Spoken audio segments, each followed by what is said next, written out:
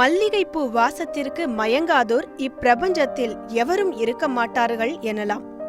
மற்ற பூக்களை ஒப்பிடுகையில் மல்லிப்பூவிற்கு தனி மரியாதையும் மதிப்பும் உள்ளது விவசாயிகள் மத்தியில். ஆதலால் தான் சந்தையில் எப்பொழுதும் தனி சிறப்புடன் விளங்குகிறது மல்லிகை. இவற்றை பயிரிட்டால் நல்ல வருமானமும் பெறலாம். மல்லி செடியை ஒருமுறை பயிரிட்டால் தொடர்ந்து 10 ஆண்டுகள் வரை பூக்களை சாகுபடி செய்து கொண்டே இருக்கலாம். முறையான உரங்கள் வைத்தால் ஒரு நாளைக்கு 50 கிலோ முதல் 100 கிலோ வரை பூக்கள் கிடைக்கும். பறிப்பதற்கான ஆட்கூலி, உர செலவுகள் என அனைத்து செலவுகளையும் கழித்தாலும் கூட ஓர் ஆண்டில் ₹1,00,000 மேல் லாபம் பெற முடியும் இந்த மல்லிப்பூ தொழிலில். 5-6 வருஷமாக அந்த முல்லை தொழிலில் தான் இருக்கிறோம்.